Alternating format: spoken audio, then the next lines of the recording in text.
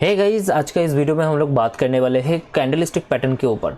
पिछले जो वीडियो था वो था सिंगल कैंडलस्टिक पैटर्न के ऊपर, लेकिन आज हम लोग यहाँ पर बात करने वाले हैं 2 कैंडलस्टिक पैटर्न के ऊपर। ठीक है, तो आज का वीडियो यहाँ पर 6 कैंडलस्टिक पैटर्न के ऊपर होने वाला है। Bullish engulfing pattern, bearish engulfing pattern, bullish harami pattern, bearish harami pattern, piercing line और dark cloud cover candlestick pattern के ऊपर होने वाला है। तो ये सारी 6 कैंडल यहाँ पर 2 कैंडल के पैटर्न के ऊपर बना हुआ है। तो चलिए बुलिश एंगल्फिंग पैटर्न के ऊपर हम लोग बात करते हैं। सबसे पहले बुलिश एंगल्फिंग पैटर्न। यह कैंडलस्टिक पैटर्न 2 कैंडल से मिलकर बना होता है।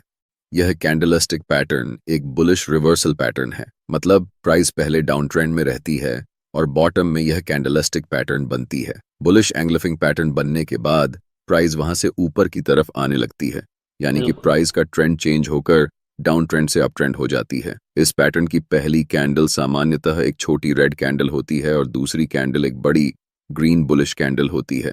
बुलिश एंगल्फिंग कैंडल इसलिए कहते हैं क्योंकि पहली छोटी रेड कैंडल को दूसरी बड़ी ग्रीन कैंडल ने पूरी तरह से एंगल्फ कर लिया होता है। ये कैंडल हमें बताती है कि बायर्स और सेलर्स के बीच अब बायर्स डोमिनेट कर रहे हैं, इसलिए प्राइस यहां से ऊपर की तरफ जा सकती है। इस पर हमने आपको बताया था कि सिर्फ कैंडलस्टिक पैटर्न को देखकर ट्रेड में एंट्री नहीं करना है। कैंडल्स के साथ साथ सपोर्ट और रेसिस्टेंस का होना इंपॉर्टेंट है, बिल्कुल, क्योंकि यह बुलिश एंगल्फिंग है, यानी कि बुलिश रिवर्सल कैंडल्स में आती है। इसलिए यहां पर हम एक स्ट्रॉन्ग सपोर्ट एरिया ढूंढेंगे। अगर हमें यह कैंडल सपोर्ट एरिया में दिखती है, तब हम बाय पोजीशन में एंट्री की प्लानिंग कर सकते हैं। ट्रेड में एंट्री करने के लिए हमें बड़ी ग्रीन कैंडल के हाई पर एक लाइन मार्क करनी होगी। जब भी प्राइस इस लाइन को ब्रेक करेगी, तब हम ट्रेड में एंट्री लेंगे।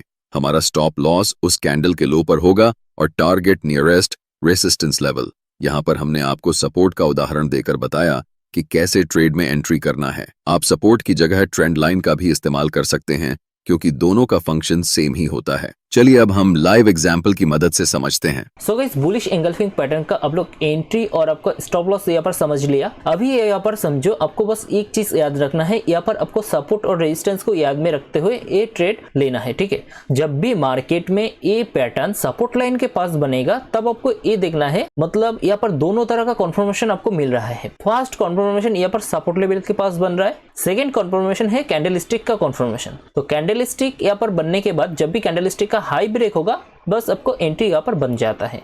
और यहाँ पर कैंडलस्टिक का लो, यहाँ पर आपका स्टॉप लॉस बनेगा और अपसाइड में आपका यहाँ पर 1:2, 1:3 या फिर रेजिस्टेंस लाइन तक आप लोग टारगेट रख सकते हो। चलिए अभी बुलिश एंगल्फिंग का एक एग्जांपल देख लेते हैं। स्क्रीन पर दिख रहा चार्ट बैंक ऑफ बड़ौदा का 1 डे टाइम फ्रेम में है और यहाँ पर एक बुलिश एंगल्फिंग कैंडलस्टिक पैटर्न बन चुका है। अब हम चार्ट पर सपोर्ट, रेजिस्टेंस और ट्रेंड लाइन को ढूंढने की कोशिश करते हैं। हमें दिख रहा है कि चार्ट पर इन प्राइस पॉइंट्स को मिलाकर हम एक ट्रेंड लाइन खींच सकते हैं। इसी तरह चार्ट के ऊपरी हिस्से में भी एक ट्रेंड लाइन खींच सकते हैं।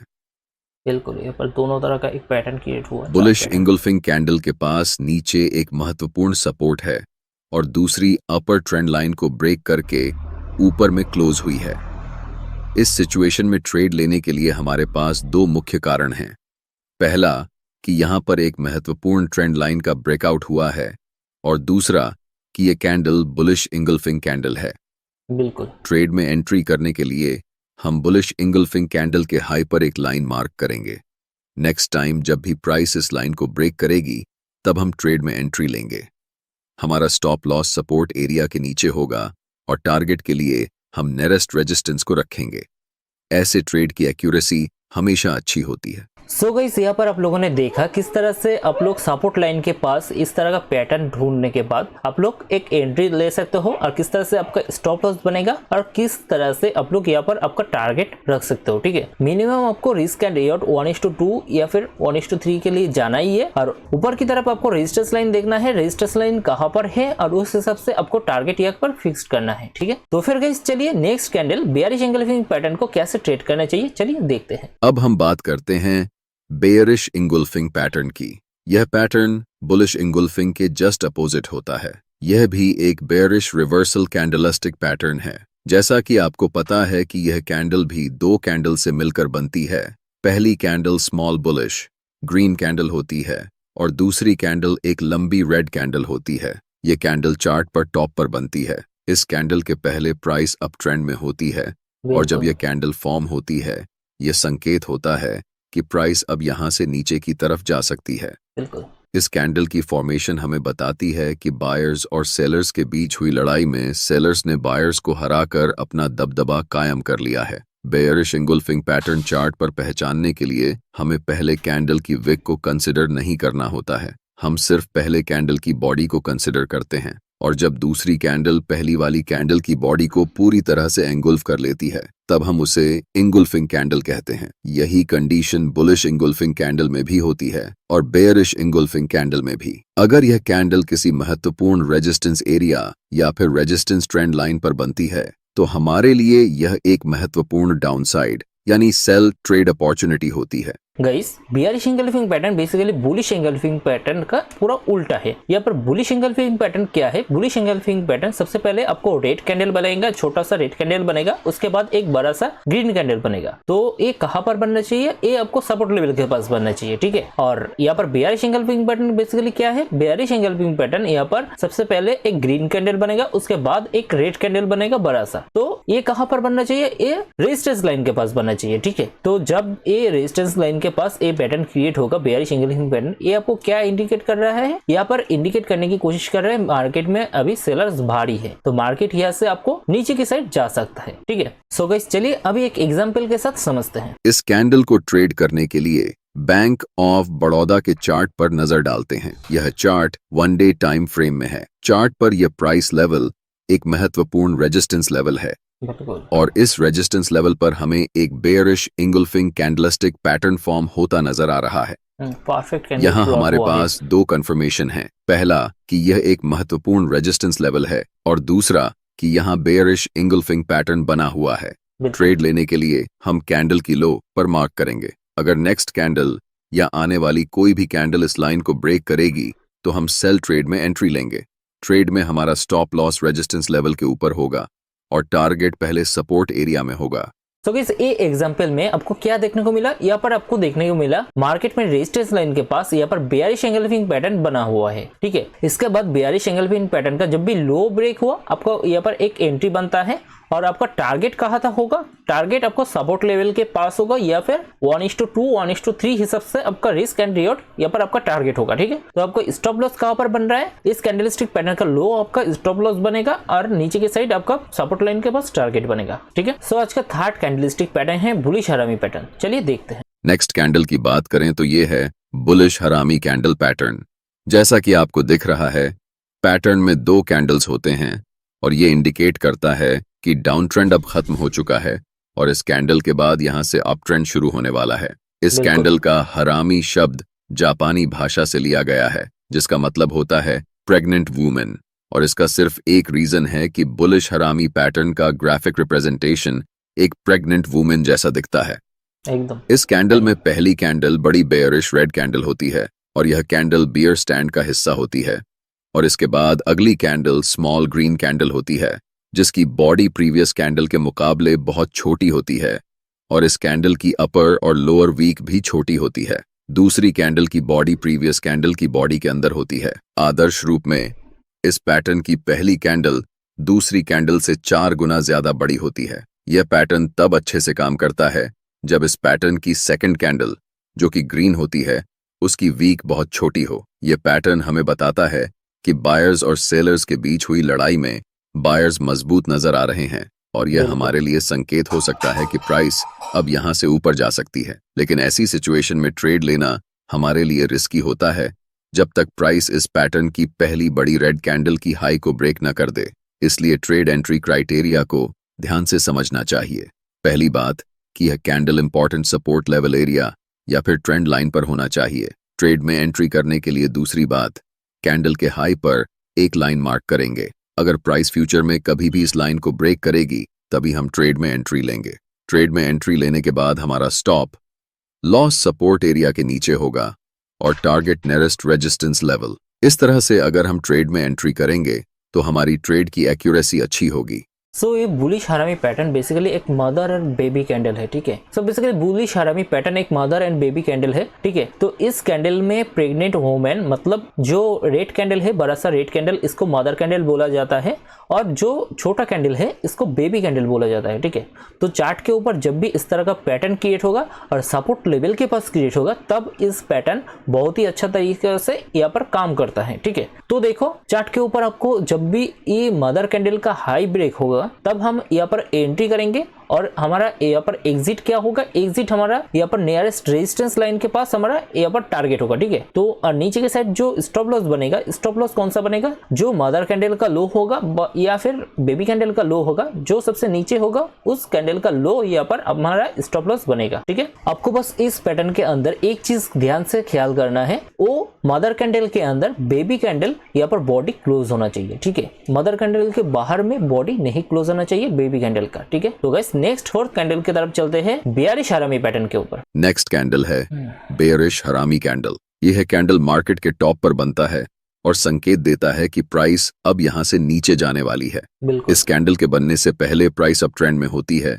और जब यह कैंडल बनती है तो प्राइस वहां से नीचे की तरफ आने के चांसेस बढ़ जाते हैं। इस पैटर्न में पहली कैंडल बड़ी ग्रीन कैंडल होती है और दूसरी कैंडल छोटी रेड कैंडल होती है। पहली कैंडल दूसरी कैंडल को पूरी तरह इंगल्फ कर लेती है, और दूसरी कैंडल की जितनी ज्यादा वीक छोटी होगी, यह पैटर्न उतना ही सही से काम करेगा। आदर्श रूप में पहली कैंडल की बॉडी की साइज छोटी कैंडल से 4 गुना ज्यादा बड़ी होती है। अगर यह कैंडल किसी इंपॉर्टेंट रेजिस्टेंस लेवल या फिर ट्रेंड लाइन पर बनती है, तो हमारे लिए यह एक सेल साइड की ट्रेडिंग अपॉर्चुनिटी हो सकती है। ट्रेड में एंट्री करने के लिए हमारे पास 2 कंफर्मेशन होने चाहिए। पहला, एक इंपॉर्टेंट रेजिस्टेंस लेवल, और दूसरा बेयरिश हरामी पैटर्न।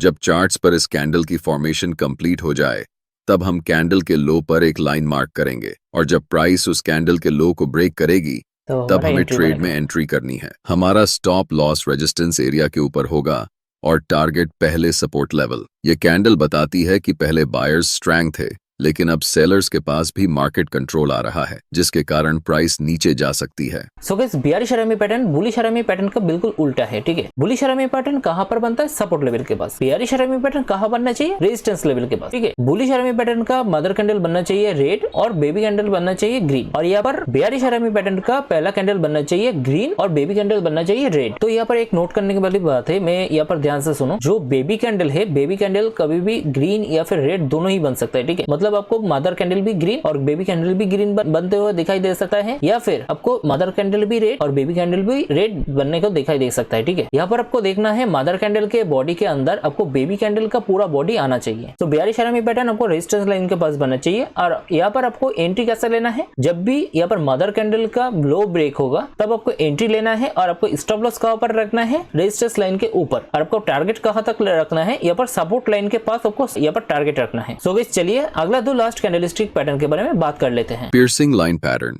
एक बुलिश रिवर्सल कैंडलस्टिक पैटर्न है। यह कैंडल हमें संकेत देती है कि डाउन ट्रेंड अब खत्म हो चुका है, और इस कैंडल के बाद अप ट्रेंड शुरू होने वाला है। बिल्कुल।